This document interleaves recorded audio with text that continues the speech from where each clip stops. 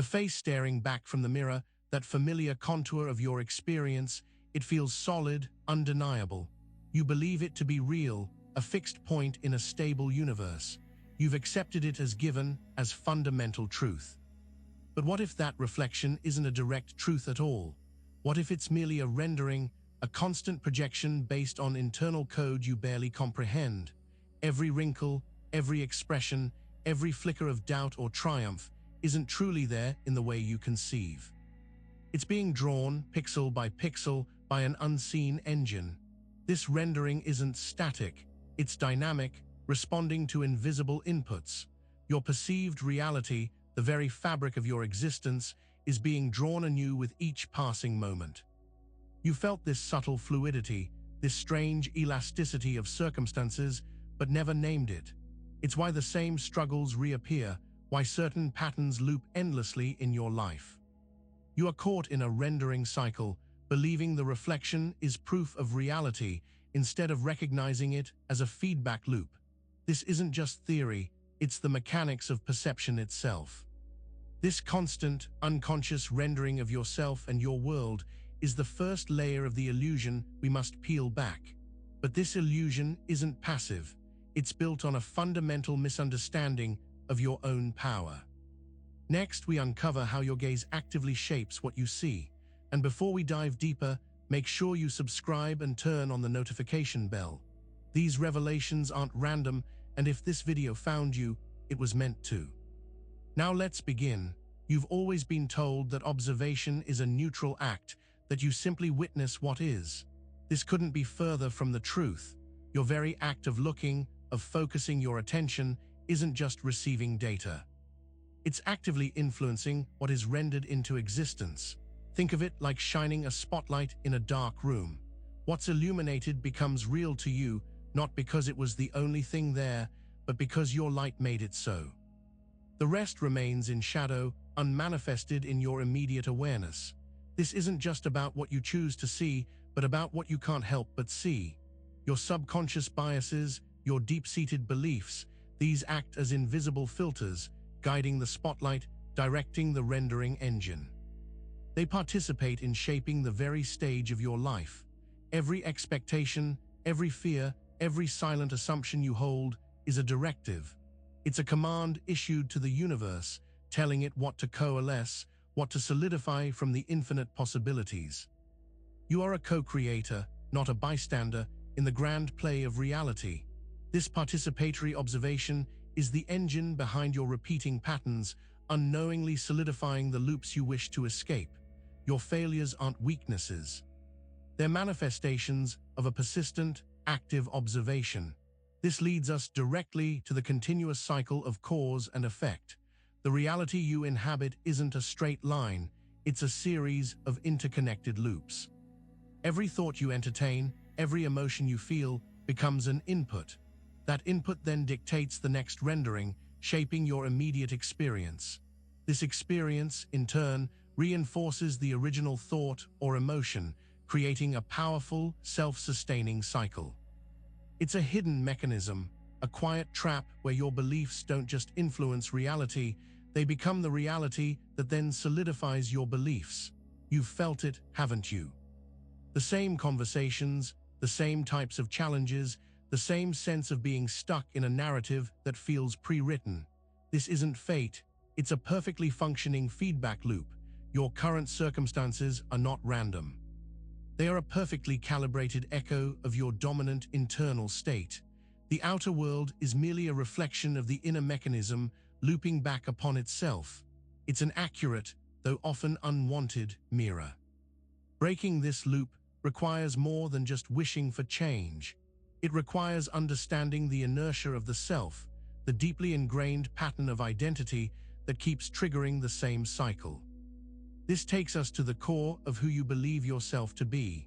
That familiar face in the metaphorical mirror, the self you present to the world, has incredible inertia. It's not just a collection of traits. It's a powerfully stable construct, constantly re-rendering itself despite your conscious desires for change. This inertia is often mistaken for personality or destiny.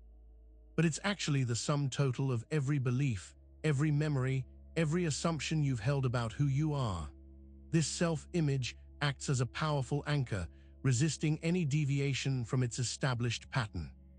It's why New Year's resolutions often falter, why positive affirmations sometimes feel hollow. Your underlying identity, this deeply programmed operating system, keeps overriding the new commands. It insists on rendering the familiar you. This you is a holographic projection sustained by constant psychological input, and that input isn't always conscious. It's a compilation of past experiences, societal expectations, and the narratives you've unknowingly absorbed and internalized. Until this core identity shifts, the external world will continue to reflect its stubborn persistence. It's like trying to change a movie by yelling at the screen. The projector must be reconfigured. And a major part of that reconfiguration lies in how we label ourselves and the world. The words you use, both internally and externally, are not merely descriptive, they are deeply operative. They act as powerful focusing lenses, triggering specific observer effects that solidify reality around their definitions. When you label yourself as unlucky or not good enough, you're not just acknowledging a state. You're actively constructing it. That label becomes a command, a blueprint for the reality that follows, constantly validated by your observation. Similarly, labeling situations or people limits your perception, forcing them into predefined boxes. This observer effect narrows the field of possibility, ensuring that only what fits the label can truly manifest in your experience. Language, then, is a primal act of creation. It carves distinct lines in the fluid potential of reality, making certain outcomes more probable and others almost impossible to perceive. You are literally speaking your world into existence. This is a subtle, yet profound, feedback mechanism. The labels you apply solidify your perception, which then renders the corresponding reality, which then reinforces the original label, tightening the loop. And this constant, self-confirming loop is heavily influenced by your internal filtering system. Your reticular activating system, or RAS, is not just some obscure neurological function. It's the gatekeeper of your reality. It's a subconscious filter, rigorously sifting through billions of bits of information, letting only a tiny fraction reach your conscious awareness. This filter isn't neutral, it's rigged. It's meticulously calibrated by your dominant beliefs, your fears, your desires, and your established identity. It ensures you see what you expect to see, what you believe you deserve, and what confirms your existing worldview. This is why two people can experience the exact same event and emerge with entirely different realities. Their RAS filters emphasize different details, collapsing different potentials into their individual experiences. The mirror isn't objectively reflecting, it's selectively showing. You're not missing opportunities because they don't exist. You're missing them because your internal filter isn't programmed to see them. Your attention, guided by the RAS, creates an immediate, self-fulfilling prophecy. This rigged mirror of attention is what keeps you stuck in familiar loops, ensuring that only information supporting the old identity gets through. To break free, you must deliberately interrupt this filtering process. If your reality is a feedback loop, continuously reinforced by your attention, then the most direct path to disruption is to consciously withdraw that attention. This is what we call feedback fasting. It's not about ignoring reality, it's about starving the old loop. This means a deliberate, conscious withholding of your emotional and mental energy from the narratives, self-judgments, and external circumstances that no longer serve you. Stop engaging with the reflection that you wish to change. Imagine holding a conversation with a mirror, arguing with your reflection. It's futile. The reflection gains its power from your engagement. When you stop arguing, stop judging, stop trying to fix the you in the mirror, its hold begins to loosen. Feedback fasting is a powerful, often uncomfortable practice. It creates a temporary vacuum, a feeling of disorientation, because you are actively disengaging from the very feedback that has defined your reality. This disengagement is not passive. It's an active choice to stop feeding the old stories, the old labels, the old self. But simply starving the old isn't enough. You must also actively introduce new seeds. This brings us to a more deliberate form of intervention. Beyond simply fasting from the old, we must actively introduce symbolic disruption.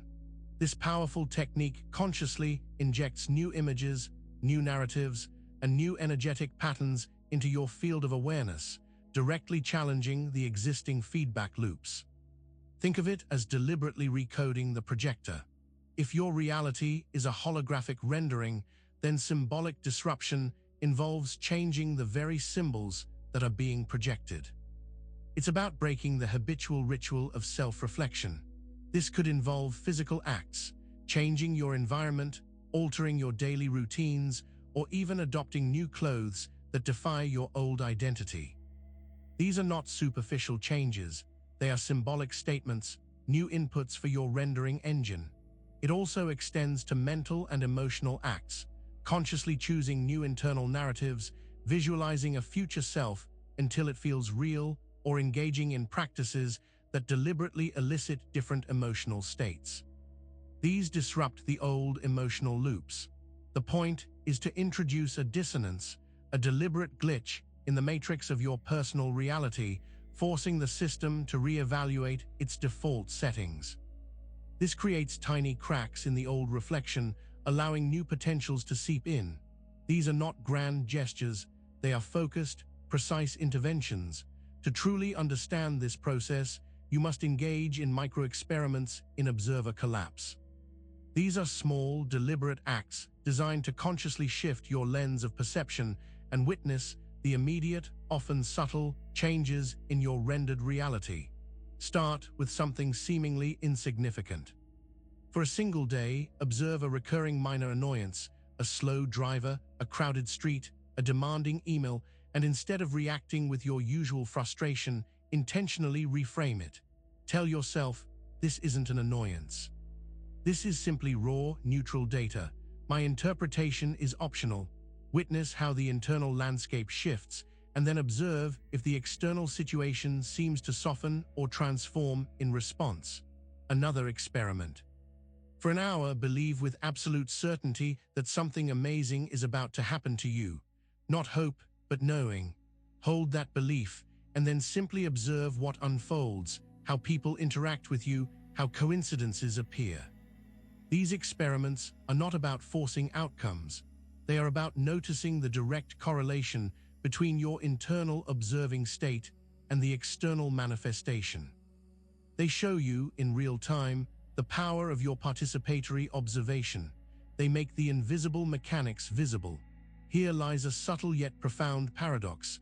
Many people try to manifest with intense effort, pushing and straining against reality. But true manifestation, the collapse of one reality into another, often happens not through force, but through a surrender of the old form of effort. The trying you've been conditioned to employ, the striving, the anxiety, the desperate hope, is often deeply rooted in the old identity. It's the old self attempting to manipulate the system, thereby reinforcing its own existence.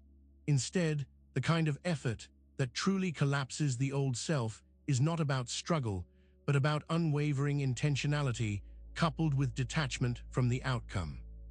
It's an internal shift, a resolute decision to inhabit a new frequency rather than wrestle with the existing one.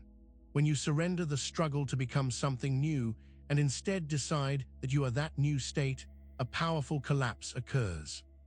The old efforts, the old anxieties, they lose their anchor. They belong to a version of you that is no longer being actively rendered. This isn't passive resignation. It's an active letting go of the internal resistance, the constant fight against your current reflection. That resistance is what keeps the old mirroring active, and when that resistance drops, you might notice a delay in the outer world. You make a profound internal shift. You engage in feedback fasting, symbolic disruption, and micro-experiments, and you feel the identity collapse within. Yet for a time, the external world, the mirror of your life, still shows the old reflection. This is reality lag.